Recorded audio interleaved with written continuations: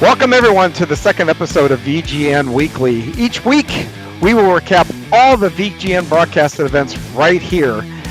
We'll have in-depth interviews with not only your favorite drivers, but hey, we're also going to bring in the league owners, sponsors, anything that kind of goes on that's VGN related. It's all going to be recapped right here. So please subscribe and like our broadcast here. Share it with your friends. And also, if you are a league owner and you have a broadcast need, look us up at virtualgrip.net. And with that said, we're going to bring in this week's co-host. It's going to be none other than Donny Moore. And Donny is a multi-time champion in the Bootleg Racing League, scoring I don't know how many wins, how many different championships, and how many different cars. And Donny, first of all, welcome. And do you have any idea how many different cars you've won championships in? No, I don't, but I can tell you I do know that 11 times I've come in second place in the SK Modifieds. 8 of those runner-up to JR. So, yeah. So that'll encompass, I know who your biggest rival is now, right? Yeah, no. Hey, so, yeah, 11 times in the SK Modifieds we're finishing runner-up. Yeah. Do you know how many seasons you've been with? I guess I don't want to say seasons because we do our seasons, 4 times a year. How many years have you been in BRL? Can you know that off the top of your head? The first race for BRL was April 26, 2014. Wow. So, oh man, 10 years. Wow. But boy, that you've seen a lot then over, especially 10 years, especially with the changes not only in bootleg but just in iRacing in general. I've been in iRacing. I haven't been bootleg as long as you, but I've been in iRacing about that amount of time. And man, oh man, is the whole thing a different ball game than what it was at least when I joined. Unbelievable. Yeah, I may be wrong, but I think when I joined, you could see maybe 1,000 or 2,000 players at a time, and now, I mean, it's got to be tens of thousands of players at a time, and so just the talent has gotten so much better, and it's never in my wildest dreams that I ever think it would come to this when we were playing Sega games. I'm telling you. Yeah, Steven Spies and I kind of joke back and forth that we're actually thankful that this technology has come out now. Number one, when we're old enough to have all the money to afford all these toys that can enhance it. Number two, if it would have come out when we were kids, chances are we probably wouldn't have children, wouldn't be married, probably wouldn't have been able to hold a job because, well, we would have been sim racing an awful lot. So very good points. Yeah. Yeah, so a lot has changed, and it's amazing, and it's going to continue to do so. So, well, I thank you for joining us this week, and how about we get on to the broadcasted action from Saturday night? Let's do that. Yeah. All right. Well, first up on Saturday was the SK Modifieds. We're starting a brand new season, and I tell you, Donnie, we managed to start it off with a bang. That was a crazy incident-filled race there at Southern National. We saw Bruce Pearson start on the pole, and he initially grabbed the lead, but in what was basically a forecast to come, we had a caution real quick. It was like lap 2 or 3 of the race, and Steven Spies spins out coming out of turn 2, which was easy to do on this night. Those cars were really, really on edge, but once the racing resumed, though, Pearson, again, managed to get out in the lead, but really the focus was the battle for second, third, and fourth. It was a great battle between Lowell Jewell, Todd Liston, and John Wilson. But unfortunately, it wouldn't take long before another caution would come out. And Donnie, you were involved in this lap 14 kerfuffle, should I say. Had a little help getting around, but you went around there in turns 3 and 4 from my buddy Spies. Yes, yeah. I believe I was involved in the first Spies incident because I got a little damage and the car was pushing terribly. And after the second incident with Spies, it kind of got the car a little better. So not real good, but better. Isn't it funny how that kind of works? You kind of limp around with a car, and you do something, hit something, and all of it handles better. And then I don't know about you, but I have that moment of, man, I should have just popped off the wall once to get her straightened back out so I could get going. Well, I think I've seen that done before, but yeah. Well, after your little kerfuffle, we were gonna get the green flag again. You guys got the green flag again. This time, Pearson once again would grab the lead. Liston though would really really hang on to him at this point. Good battle for first and second, but we would see another caution. Lap 23, and this was a caution that was caused by two guys fighting for position in the top five. It was between John Wilson and Lowell Jewell. And man, it would send Lowell spinning on lap two, or excuse me, on lap 23. And, man, these cars were a handful on that night. I got out and I did a brief moment on the pre-race where I get behind the wheel and show everybody the track. And I tell you, I knew right away that these guys were going to have a handful, and it turned out to be pretty much the case. But Bruce Pearson then, after that restart, would continue to lead and set the pace until another caution by Tom Hilbert. He got loose coming out of turn 4 and overcorrected, went right into the wall. And Donnie, a lot of cautions the first part of this race here. A lot of guys had to adjust. What were you feeling behind the wheel? What was making those cars so tough to get out of the corners? Well, my experience, I think if you got on a little too early coming out of the corner, you were going to go around. You couldn't be too aggressive on exit for sure, and I think that's what happened to a couple of them. So you had to be careful there. And it's a small track, Southern National, things happen quick. So yeah, it's tough. Yeah, that's one of those tracks. I've said it on the broadcast. It's one of those where if you see the wreck, chances are you're going to be part of the wreck. The speeds, especially the center corner speeds there, man, you carry a lot of speed through the corner. But the race would restart, about lap 43, and Pearson would continue to control the field. And then once again, though, we got another caution.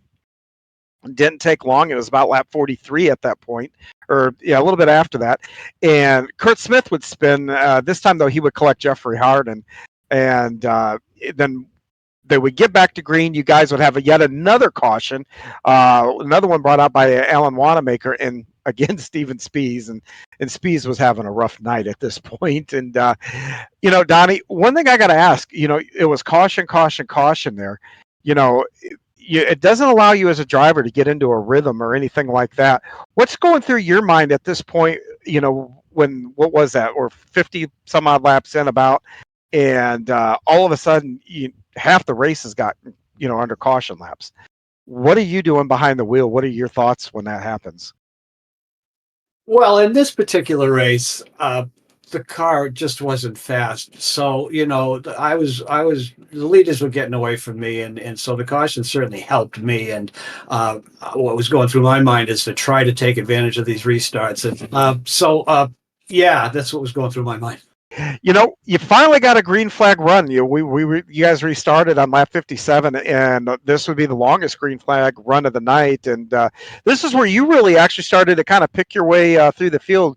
You and Ricky Harden were really moving up through the field. I think you guys at that point on that restart were all the way up and to fifth and sixth, and you would run about the next 30 laps under green flag, 30 plus laps, and then Ricky would actually get all the way up to fourth and start challenging John Wilson for the third spot, and contact between the two would essentially spin John out, well, half spin, that would bring the yellow out, and it would set up one of the craziest finishes that I think we've seen in BRL. I know I can think of the tire fiasco when we first redid the tires at Five Flags. That was probably the craziest ending. This one, I think, will end up coming in a close second. But before we get there, Donnie, you after that contact, you're going to start sixth on this restart. It's a green-white checker. What are your thoughts? Do you have a goal? Is it like, okay, I want to see if I can get a top 5 out of this? Or, what are you thinking at that point? Where was I starting? Fifth or sixth? You were starting sixth. I think you were on the outside of the third row there on that restart after the contact with Ricky and John. Yeah. I didn't have any expectations because the car was slow. I thought the next 5 guys ahead of me were going to, if I could just tuck in there in sixth, I'd be happy with that. And, Boy, they were racy up front. Ricky was definitely the fast guy all night, and John Wilson too was fast. I just got lucky, man. There, just I was fortunately to the inside of the track when the incident happened. They went up high, and I was able to get down below and avoid them. And yeah, that was lucky. That I don't have too many of those. Yeah, well, speaking of lucky, the green-white checkered finish that was about to happen, this is where all kinds of things happened. The top four, let's set the stage here. The top four coming to the restart for this was Bruce Pearson, who's led all races out there on the pole. Jeff Harden, or not Jeff Harden, but Ricky Harden is starting to his outside. Todd Liston and John Wilson are going to occupy row number 2 as they take the green. You can see why I didn't have a chance. Pardon? You can see why I didn't think I had a chance. Yeah. Oh, I mean, yeah, those guys were all quick all night. I mean, I think you sell yourself short there, Donnie, because I was watching you, and you had some pace, but that that restart, they were able to get through 1 and 2 cleanly. They get through 3 and 4. They take the white flag, and then going into the corner, there was slight contact between Harden and then Pearson, and it got Harden out of shape and left Todd nowhere to go, or not Todd, but left Pearson, Pearson nowhere to go, sending Ricky Harden around. All of a sudden, Todd, who was third, grabs the lead. You were sixth. All of a sudden, by you get to turn 3, you're sitting second. What are your thoughts at that point? Oh boy, I just really grateful to come in second. I had no business finishing second. Sometimes that happens. I was just in the right place at the right time and able to avoid that. Uh, yeah, that's all I can say for that. I mean, Yeah, and Liston would go on to take the checkered flag, and he would get the first checkered flag of the new season. But yeah, sometimes racing luck, it can go both ways. I mean, for personally, most of the time it's bad luck for me, but it can go either way. And the whole thing is, when you're in the top 5, that's just putting yourself in a position to win, and that's what you did. And it puts you in a position there to really, really get a nice finish there. And, but hey, let's go into Saturday night's finale here with the late models. We kicked off once again, and Todd, who just grabbed the win, is now on the pole for this late model race. And I actually got to get behind the wheel in this late model race. And I don't know about you, but I mean, we had some practice, and it was easy to tell that the cars were handling a little bit better than the SKs. But boy, I was still a little bit nervous. I don't know about you when this thing started, but I didn't know what to expect. Did you? no, I really didn't. And my expectations honestly aren't high in the late model. I race the SKs. I have fun and I'm competitive with the SKs. Everything else is just fun for me. I really don't have any expectations for the late model. I'm not very good at it. I burn up the tires. I don't have any finesse. That's why the SKs are pretty good for me, I guess. But I really don't go into the late models thinking any kind of win or anything like that. A podium is pretty unusual. Yeah. Oh, hey, welcome to my world. No expectations on asphalt at all. If I finish, I'm like that golfer that goes out and drinks, and if he finds the ball, he wins the hole. Well, if I can finish the race, I feel like I win the race. So, but I have a good time doing it. But yeah, the race gets underway, and Liston's able to get out to lead, and Hilbert and Steven Spies all kind of fall in line, and luckily for Steven, he had a little better late model race than he did an SK race, and we saw a lot more green flag action in the late models. I think partly because the cars handled so much better. The it wasn't long before, at least for me, I realized, oh, we're going to go on a long green flag run right here out of the box, and I think we went some 40 laps into the race before we actually saw a caution. And the one thing that I think the whole field, and Donnie, I was behind you. What, 85% of the race? I followed you. You did a really nice job leading us through the field, first of all, and I was going for tire conservation, and being behind you and all that. You were helping me be patient, but did you go quickly? I mean, did you realize we're probably going to go along green flag? Did it have that feel to you? Yeah, I did, and I did know you were behind me, and I had a good feeling about that. I knew you weren't going to get Well, near me, but I'm glad you had a good feeling. I spent all that time behind me going, all right, I have got to do a broadcast with him tomorrow. If I turn him, get into the back of him, it's going to be an awkward podcast. So I was like worried about that for like 20, 30 laps. I got to be honest with you. I recently adjusted my virtual mirror, and now the cars seem closer than they really are. And I felt that you were really pressing me, but you weren't as close as I thought you were. So I got to readjust that. So, yeah. So, Yeah, there was a couple times where I think I got a little better run than you out of the corner, and I would draw up, and that would make me nervous knowing the other corner is coming up, so I would back away about mid straightaway. But yeah, I was really worried about that, thinking, oh, I'm going to turn him, and we're going to do our introductions at the beginning of the broadcast tomorrow, and he's just going to address me as jerk. I wouldn't even showed up. Well, we would have made Seneca do it then. Yeah. So he's always on standby. But let's get back to the race here. And Spees and everybody was able to really, really click off the first part of the race there. We had some cautions that really nothing really, really big. And again, I think part of that is goes back to tire wear. Guys can't get over aggressive with those cars, because if you do that in the first half of the race, you're probably going to end up on pit road before the end of the race there, because your tires are going to fall completely off. You're not going to be able to drive the car. So good racing throughout the night, and the laps are starting to tick down. In the front there, those guys were still all under a blanket. About 20 laps to go. John Wilson, who we all like to call the Canadian Goose, he dived, try to make a move on Spees, and was able to get that spot right before we had a late race caution. With I think it was about 10 to go, and then the race would restart on lap 93, and Wilson quickly he got around Liston on the outside. I think that was the first genuine pass that I saw in the outside lane, at least for a lead position of the night. I was really hopeful that second lane would come in. It worked pretty good for a couple laps off of restarts, but it never fully came in. But Wilson was able to do that. And, we got another green white checker, but it did not matter for John Wilson. He was able to hold on and get his first win of the season in the first race of the season. Todd Liston would come home second. Kurt Smith would round out the podium there in third. And I think I ended up sixth, and I think maybe you ended up eighth, Donnie? Maybe? Honestly, don't remember where I ended up. Yeah, I didn't really look in the rundown either, but I was happy with my run, and I don't even remember. I think I was one of those restarts where I did get around you, and I think it was an outside there. But what a nice race, and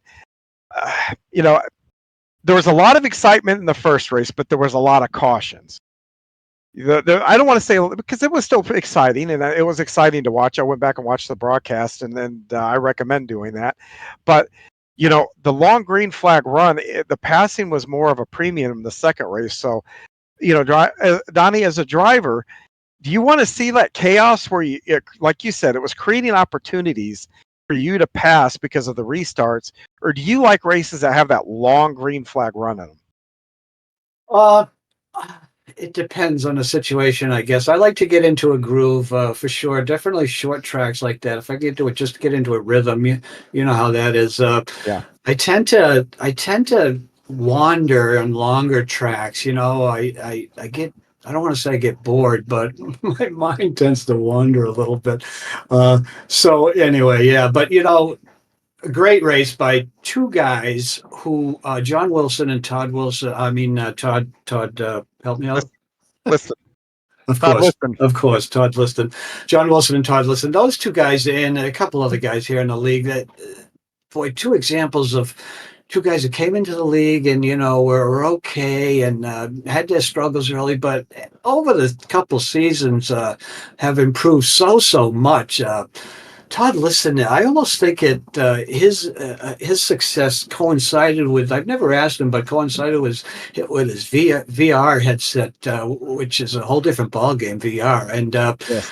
but John Wilson too. I mean, two guys who have improved so much in this league. Yeah, they have. And I'd even throw Kurt Smith in that category. Those three guys Absolutely, Kurt really. Smith and Bruce Yeah. Pearson. Oh, yeah, yeah, and you know Chris that's one of the Haslip, for things. that matter. Yeah, I mean, they can Yeah, go I on and raced Chris. on. Yeah, I raced Chris for all.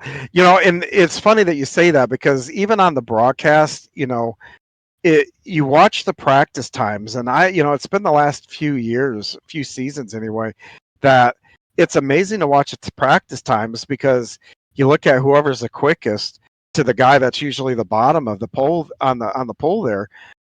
You're talking a tenth and a half between the whole Absolutely. field. I mean, that's insane for 20 guys on the track, 17, 18, 19, 20 guys on the track. And, that's it makes passing so much harder because if you're only a half a tenth quicker than a guy, you're not going to the outside and passing them, and, because it's a longer way around. And that half a tenth, it'll take you 30 laps to make the pass. And, tires usually don't last that long. And, but it makes it a lot more fun. Lowell and I touched on this last week. When you start these races now, um, you've got to be up on it, or you're going to be mid pack or towards the back, even just being off just a little bit. And No question about it. Yeah, yeah. yeah, and I remember when I first started. I mean, there was like there was Jr. Um, and maybe one or two other drivers that were the class of the field, and then there was the rest of us. Um, Now it's the field's the class of the field. I mean, Absolutely. I don't think we're that far off um, from seeing 10 or 15 guys, different guys that can win on any given race, and Absolutely. that's Yeah, and yeah. that's and that's and that's really really remarkable. And that's a testament to the guys in the league. Everybody works on their racecraft, getting better at it, and um, It you know shows too. it does. It really does. And being a broadcaster and working with Soup up there, I can tell you, I've actually, and I think I texted you this a while back. There's times where I could have, turned on Flow to watch a race. Then I'll watch a BRL race because, frankly, the racing's better than some of the real world stuff they got out there. So it's pretty cool to see that. But well, Donnie, I want to get into a little bit. You've been with the league for 10 years. We want to get into a little bit about who you are here. We've kind of recapped your weekend and everything else, but your iRacing career, is there anything else in iRacing you kind of like go off and dabble in, or any other leagues you run in or anything like that? Uh, Boy, I used to do a lot more. I mean, when I first came into the league in 2000, I mean, yeah, in iRacing in 2008, I mean, a lot of official races. In fact, I don't even know if they had league racing back then, but a lot of officials. But oh, geez, I haven't done official racing in so long, and I really don't do anything on iRacing except BRL and. Uh, just recently, I've raced in the yesteryear league. In fact, we got a race Tuesday night. So Alan Wanamaker does a great job with that. And actually, those are the only two things I've done. Yeah, you sound like me. I think the year that I started, I ran like 252 official races, and then I discovered BRL, and it went from 252 down to 30. Yeah, exactly. Oh, Right. Yeah. um, yeah. So, yeah, league racing. If you get the right group of guys, which we're fortunate enough to have here, and we should probably give a shout out to Lowell for that because he runs a tight ship, and it really creates a great environment for guys to It be. really does, John. I've told this story before, but when I first joined BRL, it was just I've only had a handful of races. We were racing in the little Mazda, and there was an incident, and I called someone out. I didn't yell, but I said, geez, you don't race like that. And boy, I got hauled into the trailer and just was reprimanded. And we just don't do that here. And right then and there, I thought this is the league for me. I mean, I love a police league like that, and so and so I didn't get called in the trailer again, and I'm still here, and it's just gotten better all the time. Geez, I've been called in the trailer a few times, quite a few times. I don't think I've been calling the trail level. Well, well, I'm, I tend to push things a little bit from time to time. It's an emotional game. Well, it is, but I don't know. I think guys are a lot nicer than me. I think I said it on the broadcast last night after the contact between Wilson and Harden, and Harden started behind him. I was like, yeah, I would definitely rough Harden up in this next corner, and John came out a little later and was like, yeah, no, I don't do that kind of stuff. So Yeah, I um, know. The Goose I doesn't laughed. do that. I laughed because I was like, yeah, yeah, he is nicer than I am, but. Well, iRacing is, you've done that now for a while, but I have to imagine there's some other things that you like to do even outside the sim world and stuff like that. Tell me a little bit maybe about some other interests you have. Absolutely. Before we go on, I want to be remiss if I didn't mention Ron Blackwell. He is a guy who had a league, and I believe he still has the league. We raced on NASCAR. What was it? The last one, NASCAR 2003, and that was my first introduction to online racing with people. And he had the men's senior racing league. Even back then, I was in the senior racing league. So yeah, and I believe he still races on that format on the two. But I actually have this that I won in 2001. Hey, Yeah, so really proud of that. But so yeah, I wanted to mention that. So I'm sorry, John. What was your question? oh, I'm in awe of the trophy. How cool is Oh, that? yeah, yeah. No, no. What else do I do? Yeah, no. But I do some flight sim, like Lowell does. And yeah, we do some golfing on Sunday night. That's a lot of fun. But I heard you're a you know, poker player too. geez, I love to play poker. I wish we had a little more. Maybe this winter we could play some. We can get some more involvement in that. But yeah, I love to play poker. Uh, but yeah, so yeah. What other, we talked offline last night, and you kind of mentioned that you have some other racing experience outside the sim here. Oh Tell me, yeah. let's go. Let's dive back into. You talk about yesteryear. Let's go back a few years. So what kind of racing experience do you have out there? Actually, not much, John. I grew up passionate going to the track every Saturday night as a teenager and just loved the racing. But I just for whatever reason I just wasn't able to hook up with any adult and get going in that. So that was fine. And but the only real racing I did later on after a 18-year softball career, I did a little bit of go-kart racing over here at Sugar Hill Speedway, for 3 years, which was a lot of fun. How much? Yeah, you said it's a lot of fun running that. How running a go kart, and I've done that myself on occasion, and um, it's an interesting community, the go kart community and whatnot. And what kind of track is it over there? Is it was it an oval? Is it a road race track? What is it? They actually did. It was an oval. I don't believe it's there anymore. Sugar Hill Speedway over in Ware, New Hampshire. It was an oval, but they had a little road course in the oval. The oval wasn't very big. I couldn't tell you how big. It wasn't very big at all. But in one year, they actually opened up and made a longer road course that raced through the pitch, was pretty cool. In fact, there's some YouTube videos of me racing on that. But yeah, and you're right about that community. I just got my feet wet in 1995, 96, and 97. Those were the only 3 years I raced. I was looking for something competitive to do after I was done playing softball, and so I dabbled in that, and I got so much help. I was embraced by that community, and just so much help. In fact, I was able to have some success in just the 3 short years I was there. So that was fun.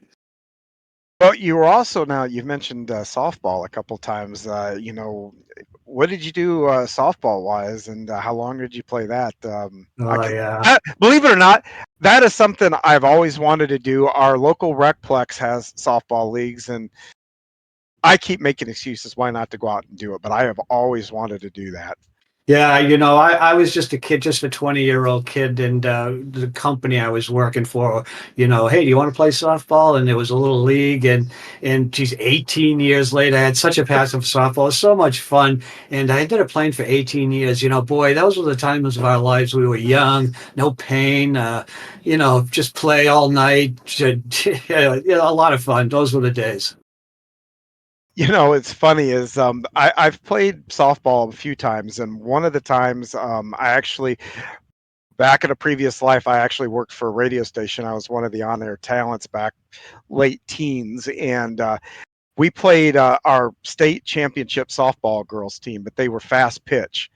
And I'm gonna tell you, standing at that home plate when one of those gals, that whole funky thing they do with their arm, and all of a sudden this ball pops out of nowhere coming at you at 70, 80, 90 mile an hour. Just insane. Oh yeah, Absolutely yeah. insane. And yeah, but yeah, that's really cool. 18 years you say though. I Holy did. I cow. played 18 years, and for I think I was for 10 of those years. I played for a called the Polish Americans, Citizens of Polish Descent, or something like that. It was a local tavern, and they sponsored us, and it was really a great time. After the games, we'd go and have a victory drink, and all the wives. It was really a great time. It really was. Yeah, yeah. I just kept playing and playing until my body said, "Nah, no more of that." See, that's my excuse nowadays why not to do that. No, it's not Yeah. gonna happen. I like sitting right here in this nice little rig here. That it makes things a little bit easier. But well, Donnie, we're off to a new season now, and you say you kind of take it race by race, and you know, when the new season starts, you said you kind of focus a little more on the SKs. So, do you start a season with any kind of goals, or you just show up and just kind of go for it and Well, whatever happens? it's been a tough year. By that I mean, I haven't been able to race every race in every season for a long time, and that's a real detriment to somebody who's trying to win for points. I mean, if you miss one race, unless you're JR, you're done. So, but I do have a goal this year. Don't think I'm going to miss any races. And now that Matt has won his fifth SK championship and tied with Uh, me, yeah, I want to get the sixth. you know, that's a good goal. Yeah. You're off to a great start too.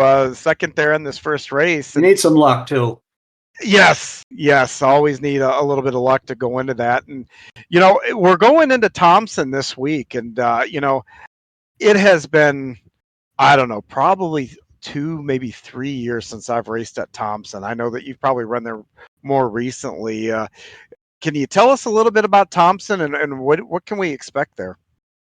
Well, it's a top groove track, and it's fortunately now we'll have the choice, lane choice there. Hopefully, I'll be fortunate enough to be up front to make that choice. But I don't know. I'm not as technical as some of the other guys to tell you. Well, the pavement's this and that, and they made this change and that, and all I know it's a highline track. And when I get on it, I need to make adjustments. I will. Yeah, it's my least favorite track in iRacing. So if they blew it up and took it off the service, I wouldn't shed any tears. And then don't send the hate mail to me for those of you that like it.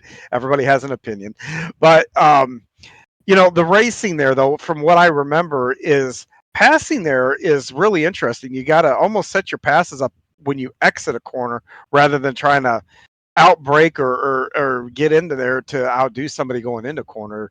Has that been the case recently still? I think it seems tempting, for someone to try to make a pass on the inside. They know they can try to get in there, and it just doesn't work out. Might make for some I don't know, Fireworks? chaos. Yeah, Fireworks? yeah. What are your It's expectations? tempting to get in there and make that dive, but Do not you wise. generally do you generally have some good runs there? I mean, is that a track you do well at? When I hated that track at first too, because but then I started having a little bit of success there and learned how to drive it a little better, and so I kind of like that track now. I don't know how much success I've had there, but I do like it. I feel more confident at least running on that track. Yeah, it's for me, it's a track that, and the only redeeming quality I think the track has, and is for me, I think you race the track more than you actually need to race the competitors there, and that's That's kind of unique for us, especially in the late model and the SK divisions. That's actually really unique for us. So, um, well, I tell you what, Donnie, I am so thankful you came in and we got to know a little bit about you. Thank you very much for giving us your time, and I hope you had fun here this afternoon. Absolutely, it's been a pleasure, John. I'm glad. I'm glad I could experience this, and what best of luck moving forward with this.